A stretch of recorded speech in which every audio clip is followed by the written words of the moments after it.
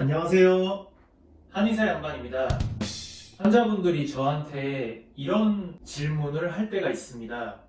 본인이 어떤 병원에서 흉터에 대한 상담을 받았는데 이런 흉터는 치료가 안 된다는 얘기를 들었다고 하시더라고요. 물론 그런 흉터들이 실제로 치료하기가 어려운 경우도 있지만 그냥 치료하면 잘 될 수 있을 것 같은 흉터가 많았습니다. 그래서 이번 기회에 새살침으로 치료를 할 수 있는 흉터가 어디까지, 얼만큼을 새살침으로 치료할 수 있는지에 대해서 얘기를 해드리려고 합니다. 눈에 보이는 파인 흉터는 다 적용할 수 있지만 의외로 사람들이 내 흉터가 치료가 될까에 대해서 잘 모르시는 경우가 많더라고요. 혹시 내 흉터가 치료가 될지 안 될지 궁금하셨던 분들은 이 영상을 주목하세요.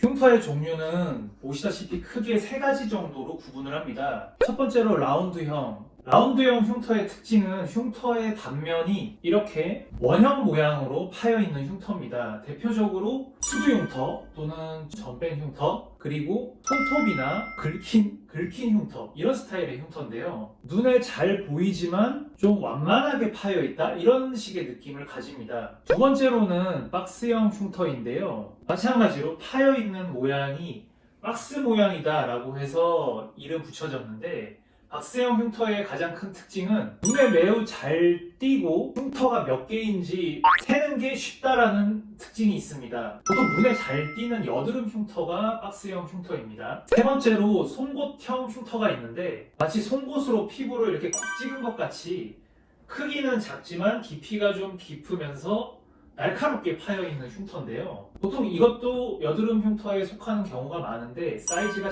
작고 좀 깊게 파인 것을 송곳형 흉터라고 얘기를 합니다. 따로 적어놨는데 모공형 흉터라고 하는 것을 분류를 해봤습니다. 생긴 건 비슷하게 생겼는데 모공형 흉터라고 하는 것은 모공 주변이 약간 파여서 모공 같아 보이는데 많이 커졌다라고 환자분은 느끼게 됩니다. 이런 경우에 실제로 모공이 커졌다기보다는 모공 근처에 흉터가 좀 생겨서 모공성 흉터라고 얘기를 합니다. 그러니까 수두 흉터나 여드름 흉터 또는 커져버린 모공들은 전부 새살침으로 치료를 하는 것이 가능하고요. 지금 소개해드렸던 이런 흉터들은 매우 전형적인 흉터들로 병원에 많이 찾아오게 됩니다.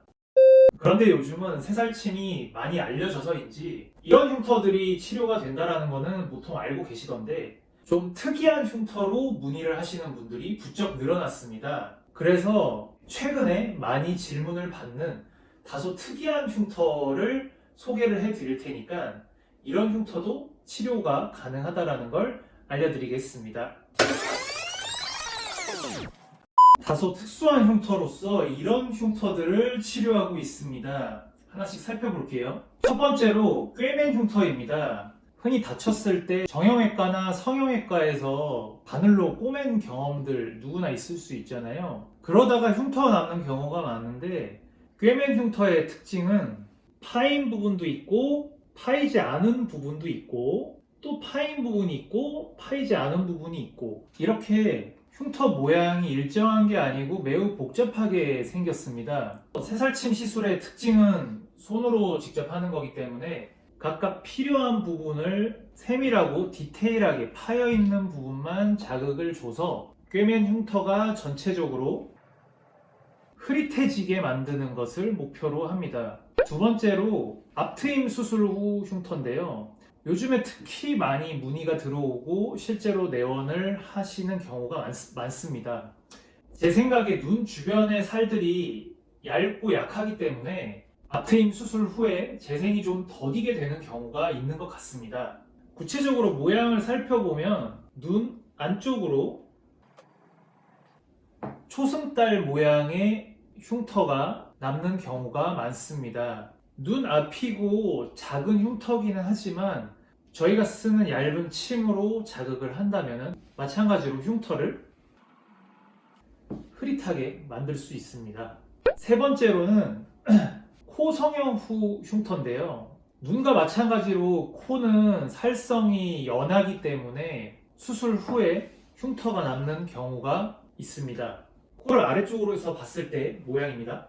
보통 일반적으로는 이 부위에 생기는 분들도 있고 이 부위에 이런 식으로 남는 분도 있고 최근에는 여기에 이렇게 이 비주라고 하는 부분인데 이 비주 부분에 흉터가 생긴 분들이 많이 오시더라고요. 예전에 제 영상을 보신 분들이라면 아시겠지만 코가 원래 치료가 좀 더딘 부분인데 이 수술 후에 생긴 흉터는 오히려 여드름 흉터에 비해서 코 쪽 흉터 치고는 치료가 잘 되더라고요. 그래서 이런 흉터도 마찬가지로 흐리게 만들기 위한 시술을 할 수 있습니다. 몸 흉터인데요. 몸 흉터는 사실 매우 다양합니다. 어렸을 때 그 주사 맞은 자국이 파여 있는 분도 계셨고, 넘어져서 무릎을 다쳤는데 무릎에 살이 움푹 패인 경우도 있으셨고, 가슴 수술을 할 때 이 가슴 겨드랑이 쪽을 절개를 했는데 그 부분에 남은 흉터로 오신 분도 있고, 이렇게 매우 다양한데요. 몸에 있는 흉터라도 피부가 파여 있다고 한다면 치료가 가능합니다. 솔직히 말씀드리면 얼굴보다는 몸에 있는 흉터들이 회복이 좀 잘 안 되기는 하지만 그래도 서서히 살을 채워 올릴 수 있습니다. 다섯 번째는 대상포진 후 생긴 흉터인데요. 대상포진이라고 하는 건 일종의 바이러스 질환인데 얼굴에 이렇게 수포가 생겼다가 터지면서 후유증으로 남는 흉터인데 이 크기가 매우 큽니다. 그래서 거의 100원짜리 동전 크기가 될 정도로 흉터가 크게 생긴 분들도 많아서 당사자는 매우 스트레스를 많이 받아 하시는데요. 의외로 치료가 잘 되기 때문에 꼭 치료를 해드리고 싶은 흉터가 대상포진 흉터입니다.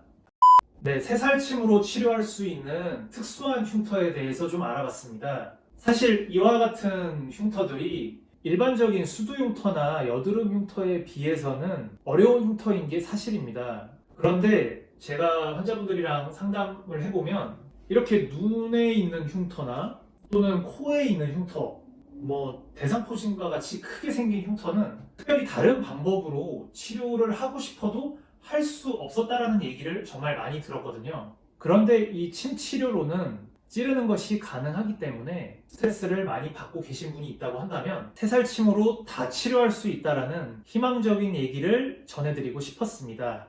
오늘 이 영상도 도움이 되셨기를 바라면서 이상 한의사 양반이었습니다.